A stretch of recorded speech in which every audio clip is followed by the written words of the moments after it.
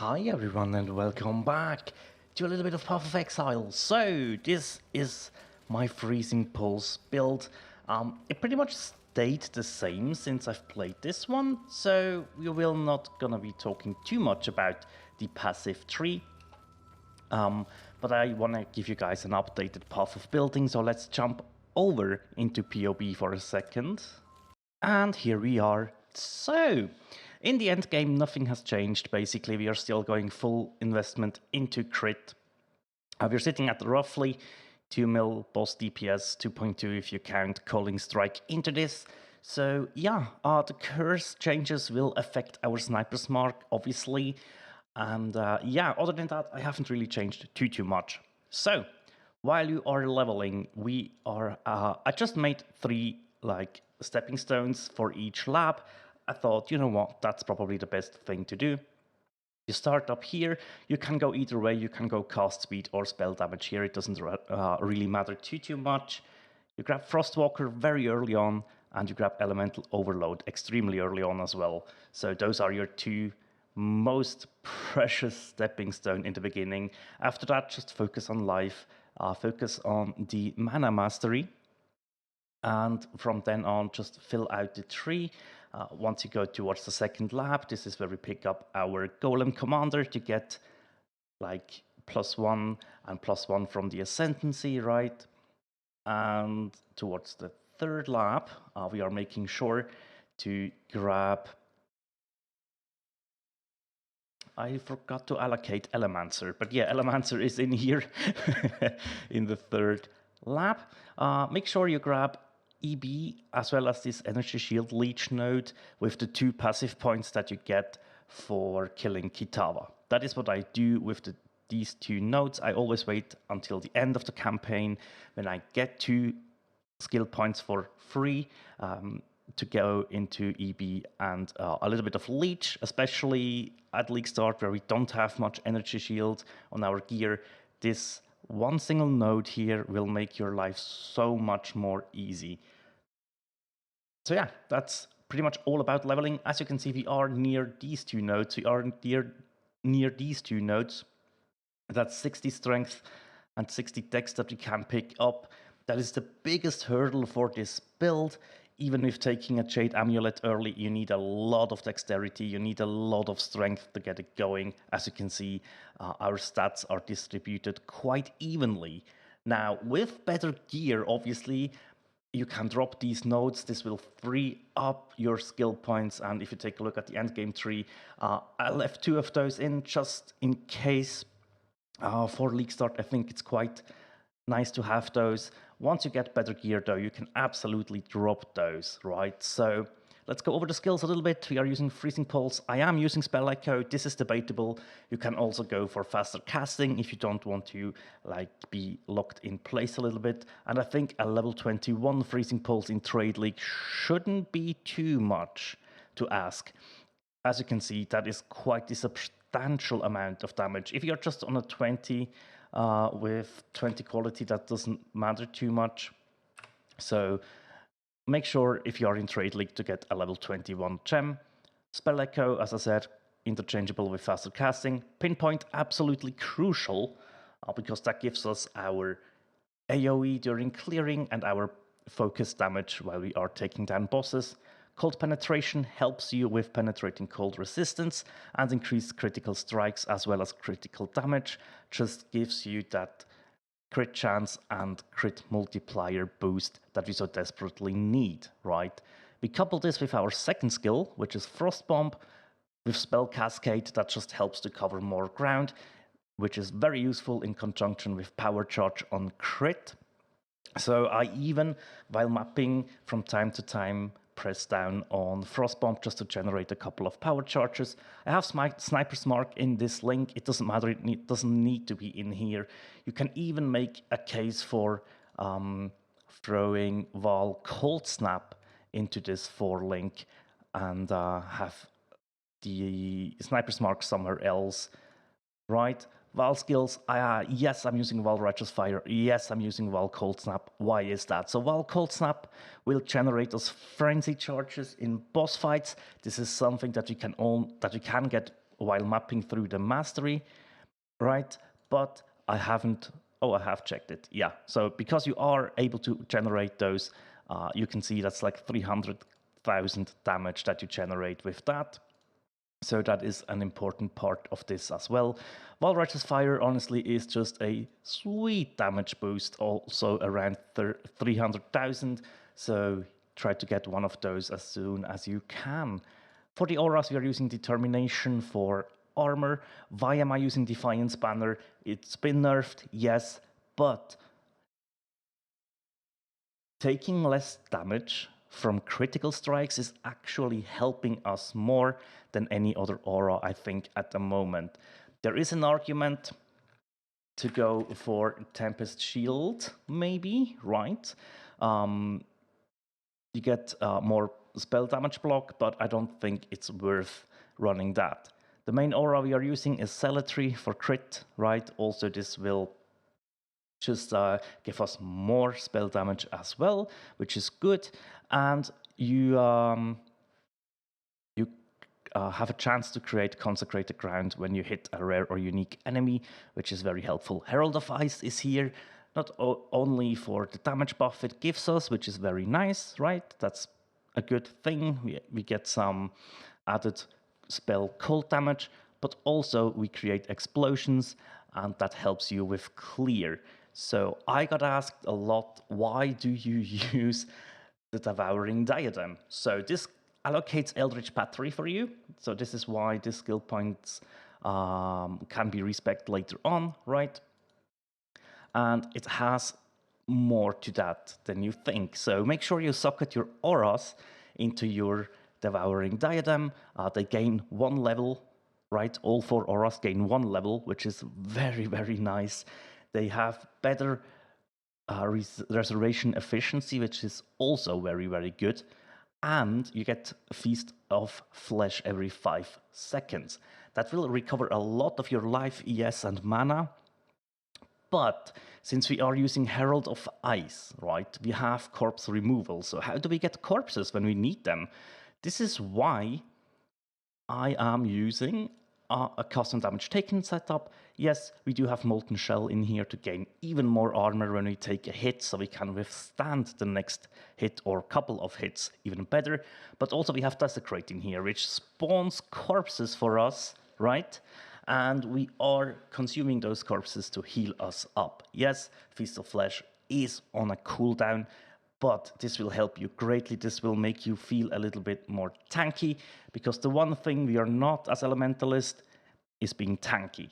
Now, if you actually max out like your Chaos Resistance, which is something I would highly recommend, you can see our Chaos damage will, or Chaos max hit will go up quite a bit. So that is something you need to focus on your gear. Yes, that's hard at league start, absolutely. So yeah, I have do you know what? We will calculate with like neutral Chaos res, right?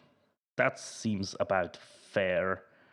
So yeah, make sure you get Chaos res. That's the #1 killer that you will run into, right? Other than that, how's the damage calculated in here? Pretty much with 2 stacks of intensity against bosses. That's quite easy to achieve. We generate power charges, as I said, with our Frostbomb setup, and frenzy charges with Wall Cold Snap. And Convergence is a massive boost in damage, right? So against bosses, this is up most of the time, if not all of the time, depending on how fast they die. This is the only unique item that you really need in the beginning, and it will be expensive like the first 2 to 3 days.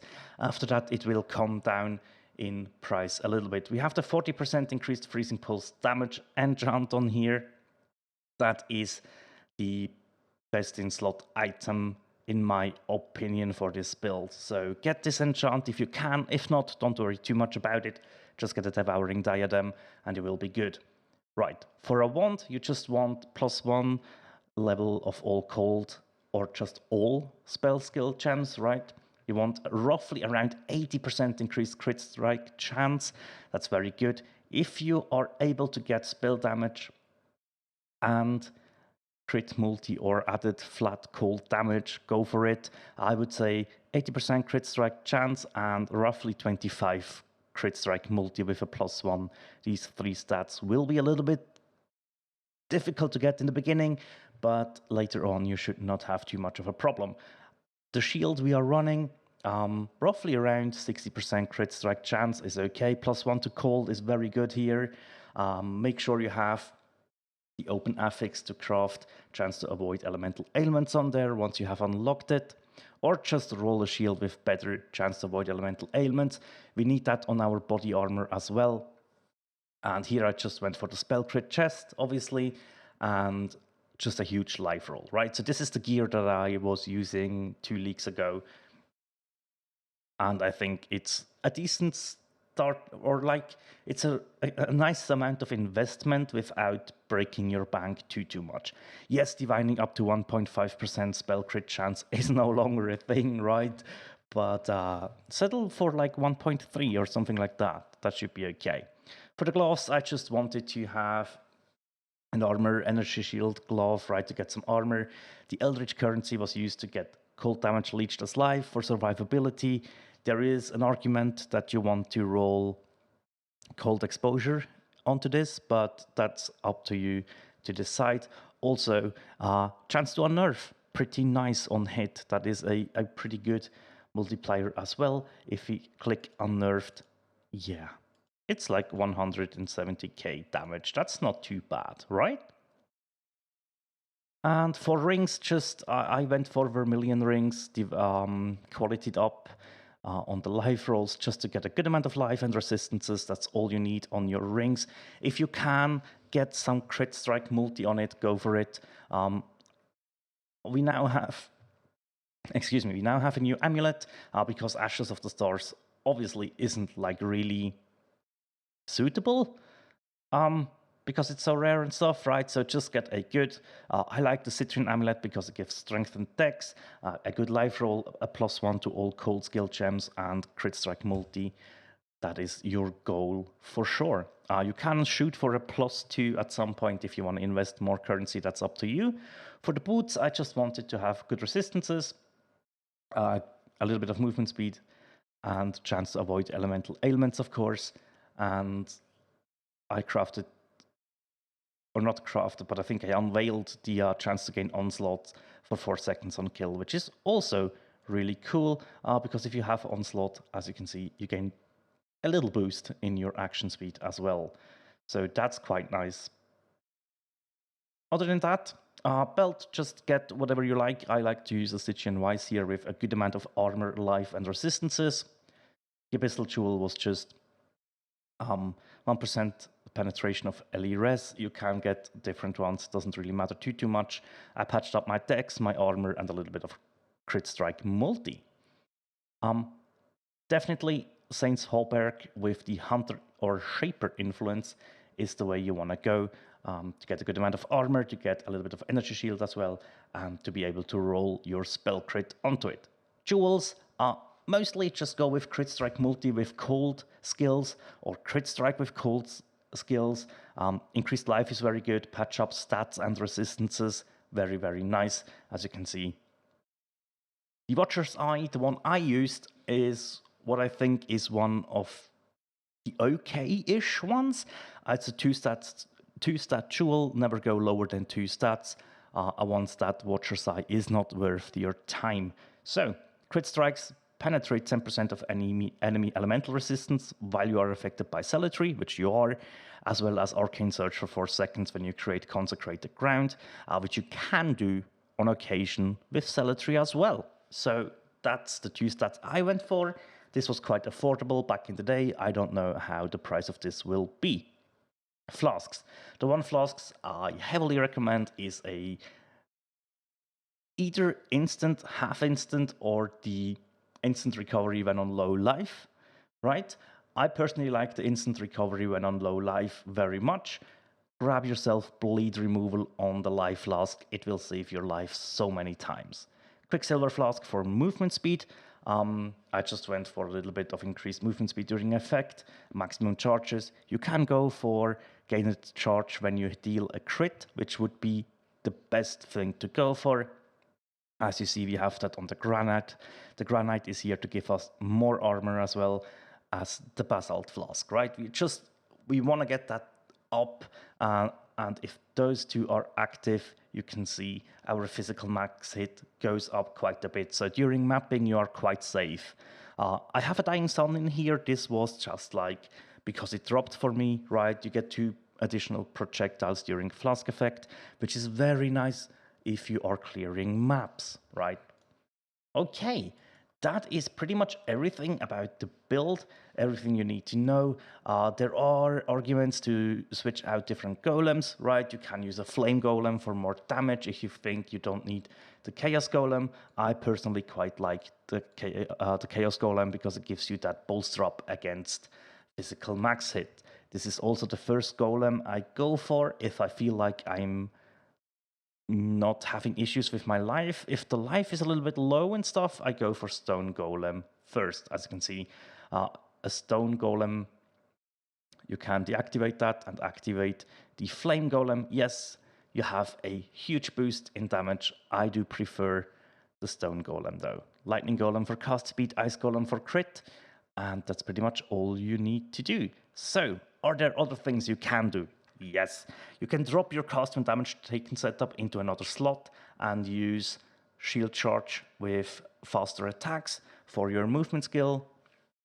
That is up to you. I just like flame dash because it's the skill I use the most.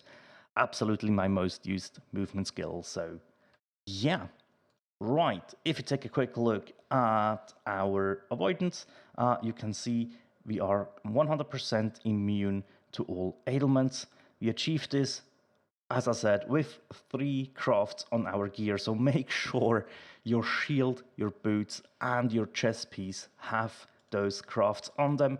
And the rest we are taking with Arcane Sanctuary, which gives you 25% chance to avoid elemental ailments and also avoid being stunned while holding a shield. Also, avoid interruption while casting. This is very good early on as well. As you can see, 20 strength and dex and 10 all res really makes a big difference in the beginning, right? Are there many points to are there very much points to respec? It depends on how you view it. I think if you do all the side quests that give you skill books and respec books, you should be able to just respec off of that. But I felt like during leveling with Elemental Overload, that was a little bit smoother to do. Quick note, you can also switch out, where is it here? Zealotry for Hatred, if you really want to, but I always felt like Zealotry gives you enough crit in combination with a Diamond Flask early on, so that your Elemental Overload is up consistently, right? All right. In the notes, you'll find a couple of things. Just little notes. Act 1 vendors check for wands with blue, blue, green, blue, blue, blue, or even blue, blue, blue, green, green if you want to have movement speed boots. You have a little search string here. Just copy that and paste it into your vendor, and it will highlight if you have a wand or something with the links you want, with the colors, and you also will have the movement speed boots highlighted at the other vendor. Jade Amulet early, very important. Try to get this in Act 1 or Act 2 to be prepared for Herald of Ice. We have the recipe for the wand craft in here. So if you combine a magic wand, it has to be magic, and an Orb of Alteration with either a white magic or rare sapphire ring, you will get your flat cold onto your wand. Just dual wield wands until you hit maps, basically. And two wands crafted in Act 2 with the level 20 craft, which is the rare ring, will carry you through the campaign, no problem. Right, early links, Freezing Pulse, add Volley for much needed AoE, right? This will give you 3 instead of 1 projectile, and you can go with added lightning damage if you have a blue-blue-green. If you have a blue-green-green, you can go added cold damage. Frost Bomb in the beginning is linked with Arcane Surge level 1. Keep this level 1. As soon as you have Eldritch Battery, you can drop Arcane Surge because you no longer use mana to cast, right? Add Frostblink as your movement skill early. You can change this for Flame Dash later on. Clarity, keep this at level 2, even with the Mastery. Very important. You will have enough mana. If not, go to level 4, but level 2 should be the thing. And yeah, here it is. Zealotry or Hatred. I highly recommend Zealotry though. Determination and Defiance banner when you allocated both Aura Reservation Wheels. So if you have this one filled out and this one over here filled out, that is when you can add Determination and Defiance banner both into your setup. Also, like this will happen once you are very close or already have gotten Eldritch Battery, and at that point you are safe, right? Act 4 is where golems open up. You can also wait until Act 6 from Lily to get your golems. You don't need to link them, which is good. So just get a 4-socket item with the colors you need.